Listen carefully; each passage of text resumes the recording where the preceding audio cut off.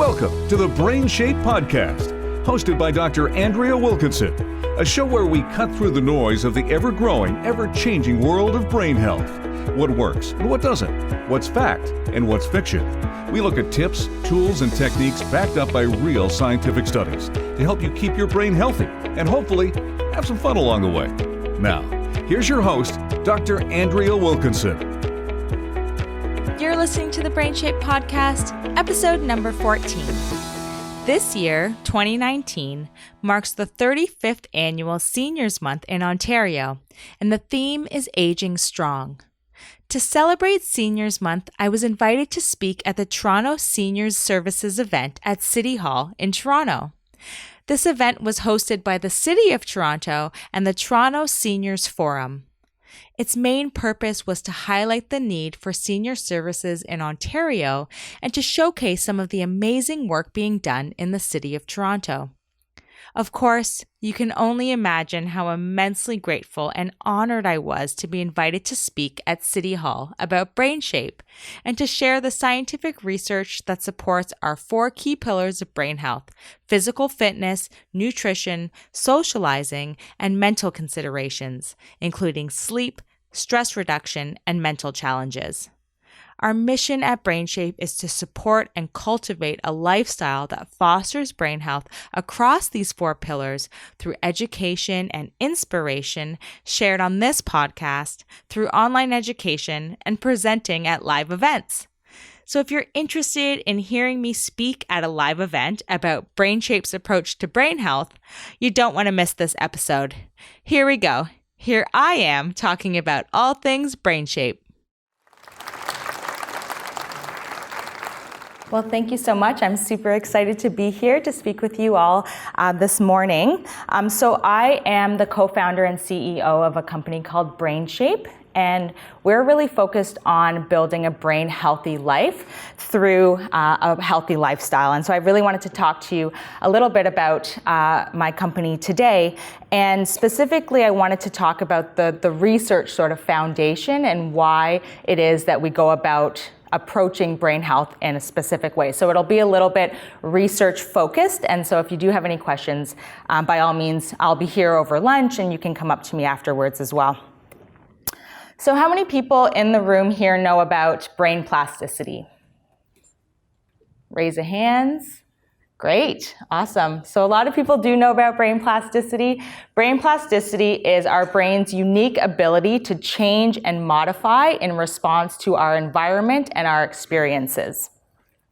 And brain plasticity happens in 3 key ways. So our brain can change physically. So the actual size of the layers of the brain cells in our brain can actually change. The thickness of our brain can change.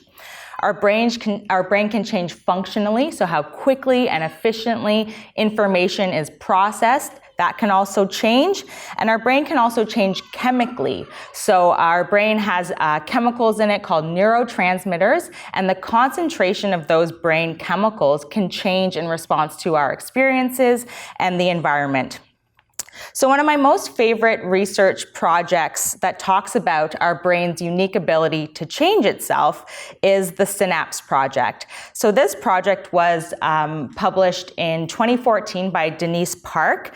She's from the Center of Vital Longevity in Dallas, Texas. And so she was really interested in this idea of looking at the differences between productive engagement versus receptive engagement. So how is it that different types of ways that we engage with our environment, how can that impact how our brain changes itself? So productive engagement is the acquisition of novel information, seeking out new information that is new to you, and it really requires this sustained mental challenge. So continuously engaging in a mental challenge, mental stimulation. So that is productive engagement. Receptive engagement, on the other hand, is more passive observation, and it's more dealing with information that you are already familiar with. So for example, if you were doing a crossword puzzle and you are trying to recall information that you already hold within your mind. That's more of receptive engagement. And it really relies on your existing knowledge, your previous skill base. So the amount of mental challenge is a little bit less than in the productive engagement group. So Denise Park was really interested in looking at how these different types of engagement impact our brain function. And so what they did was they looked at 221 individuals, and they were all engaged in this 14-week program. So they engaged in activities for about 15 hours per week across a 14-week period. And so there was the productive engagement group. So those were the group of people that were learning novel, new information, being embedded in that sustained challenge. So in this study, those groups of individuals, they were either learning how to use a camera, so they were learning about photography, taking photographs, using computer software to edit the photographs. And there was also another productive engagement group that learned about quilting and how to work a computer-based machine, and also all these different quilting patterns. And the productive engagement group, there was also a combination of those two. So they learned both the photography and the quilting. The receptive engagement group, in contrast, so there was two types of receptive engagement in this research study. There was sort of a group-based receptive engagement where people gathered in groups and they would do puzzles together, they would do cooking classes together, go on field trips together. And then there was also the more individual-based receptive engagement where people did puzzles by themselves, they did crosswords, they watched documentary films, for example. And then there was a no treatment control group. And there was lots of interesting research results that came out of this study, but the most interesting to me, and for the purpose of me presenting it to you this morning, is this finding about episodic memory. So episodic memory is our memory for events. So for example, if I asked you what you had for breakfast this morning, that would be an example of an episodic memory, or if I gave you a list of words to remember. And so the productive engagement group is in orange, the orangey yellow bar, and the receptive engagement group is in blue.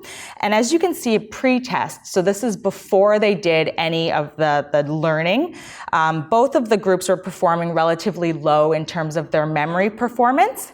And then after the 14-week program, you can see that both groups of individuals improved their memory. So they both showed improvements in their memory performance, but the productive engagement group, so that orangey yellow bar, they improved memory significantly more than those in the receptive group. So people that were learning novel information and being submerged in sustained challenge, they gained more improvements in their memory.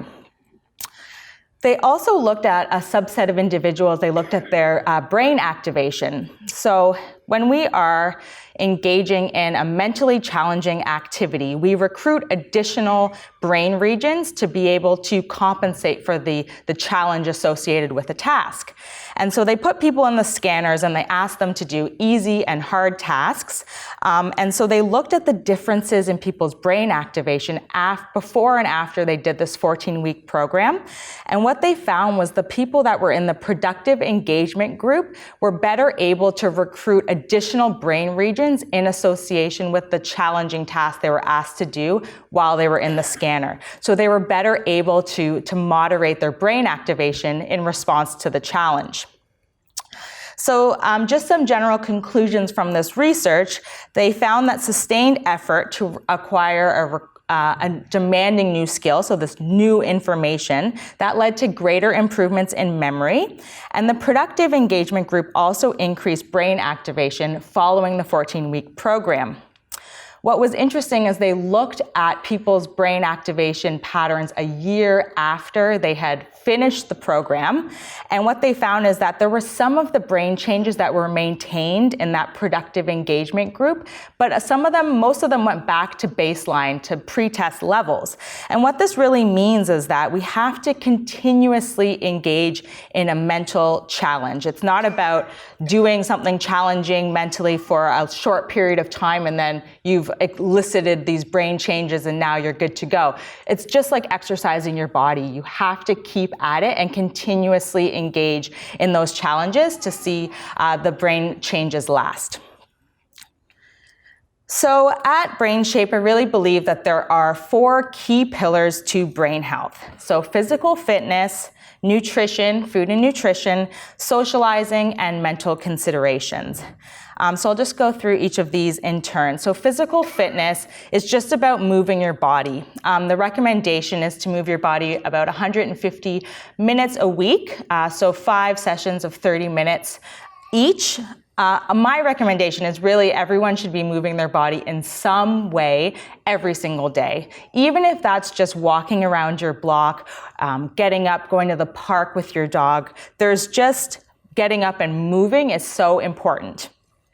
And there's some research that shows that we as humans grow around 700 new brain cells every single day. And they grow specifically in an area of the brain called the hippocampus. And this is associated with our learning and memory. And when people are physically exercising, they see that the amount of new neurons that are new brain cells that grow actually double or even triple. So super important that you move your body every single day. Food and nutrition, I know we've all heard this many times before, but I will say it again. Super important to nourish your body with whole foods. And it's not just about a single type of food or nutrient or spice. It's really about having a global healthy diet. So overall healthy diet, eating those vegetables and fruits that have antioxidants, really important. And also one of my most favorite facts about food and nutrition is that the human brain is made up of 60% fat, and for it to function well, we need to be consuming our omega-3s and omega-6s. So our body doesn't actually naturally produce omega-3s and 6s, so we have to consume them with the food that we eat. So for example, eating salmon, avocado, olive oil, those types of things. Socializing, such an important activity. It's a really challenging brain exercise to be verbally communicating with someone in a meaningful way. And just one point that I wanted to note is that how much we need to socialize is really an individual need, because some people are more extroverted than others. So it's not about making yourself uncomfortable, but really incorporating socializing in a way that's appropriate for you and meaningful for you. And then the mental considerations. So this includes the brain challenge, so exercising your brain in a way that's challenging for you, but it's also about getting enough sleep and moderating and managing your stress levels, because cortisol, the stress hormone, is really bad for our brains. But there is no finite list of activities that exist to exercise your brain. At the end of a newspaper or magazine article, you'll often see the list of 5 to 10 things that you should be doing to exercise your brain. Always it's do a crossword, learn an instrument, or learn a new language.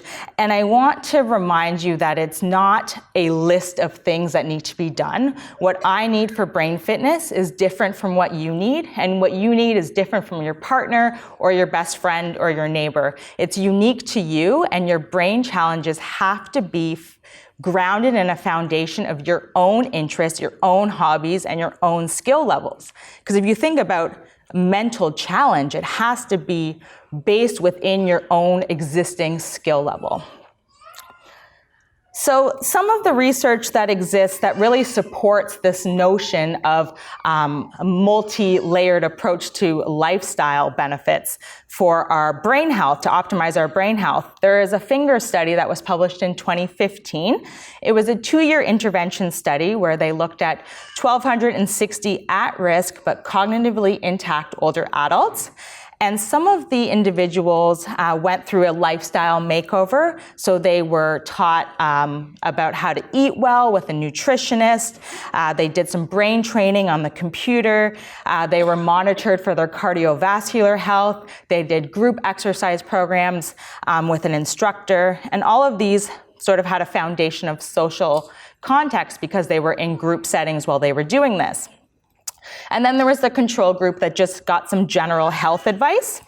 And so they were really interested in looking at people's overall cognitive functions, or how their mental abilities were functioning over time. And what they found is that both people in the lifestyle makeover group and the control group showed significant improvements in their overall mental functioning across the 2 years.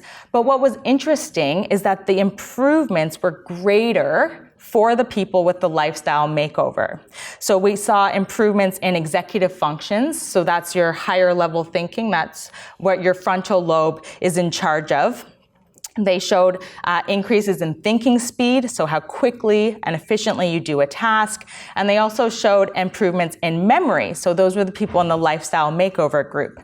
So this was actually the first multi-domain lifestyle intervention study that showed that this combination of lifestyle factors, so diet, brain exercises, socializing, physical fitness, and monitoring your cardiovascular health, really was able to prevent or slow down cognitive decline. And what they found is that there were people in both groups that showed a reduction in cognitive performance over the 2 years, but there was a 30% greater risk of cognitive decline in the control group. What was also interesting is in people that had it's called the ApoE genetic risk factor. So that's the gene that's associated with the risk for dementia and Alzheimer's disease. What they found is that people that had this genetic predisposition actually showed greater benefits to lifestyle modifications, because we know that you can change your lifestyle, but you don't have any control over your genes.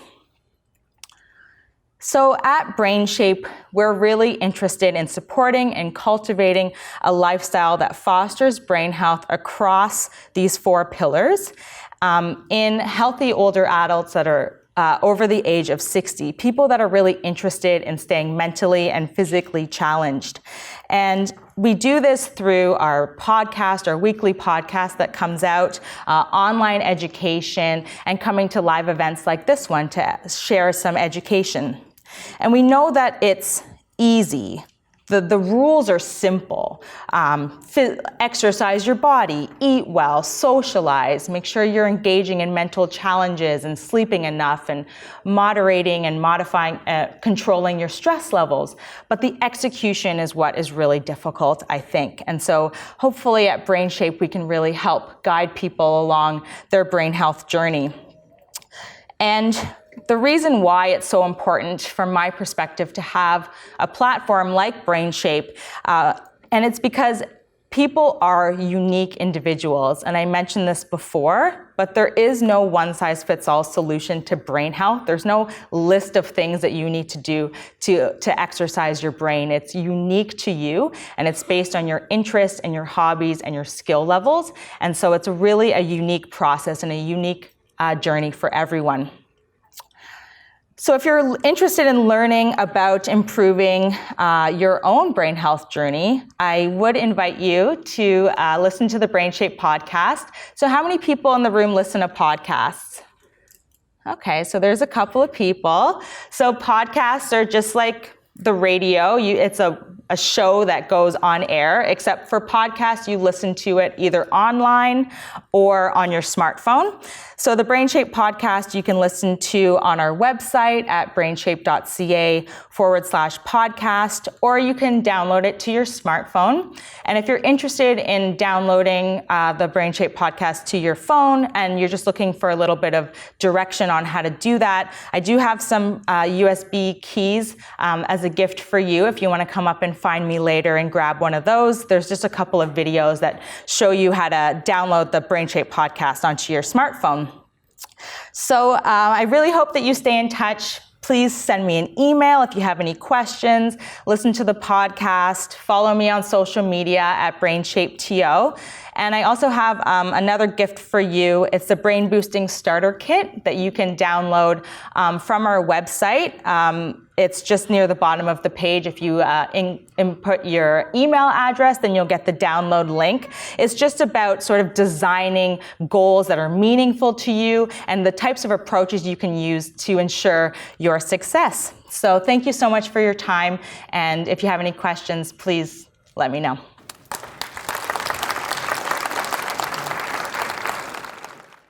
To find out more about the programs and services available to help you age strong, head to the Government of Ontario's webpage on Aging Well. I'll put the link in the show notes. If you've missed any of this, you can dive into the show notes for this episode and all past episodes at www.brainshape.ca/podcast. To access the show notes from today's episode specifically, just type Seniors Month in the search bar, and today's episode will pop right up. Thank you so much for tuning in. I hope that you're celebrating Seniors Month in a way that helps you age strong through moving your body daily, eating well, socializing, and challenging your brain in a way that's meaningful to you. Don't forget to subscribe to the podcast so that you'll be notified every time we publish a new episode. And since we're a weekly show, I'll see you back here next week. In the meantime, you can follow me on social media at BrainShapeTO, and be sure to let me know if there are any specific topics that you want me to cover on the podcast. Until next time, keep your brain in shape. And as always, I've had such a great time hanging out with you.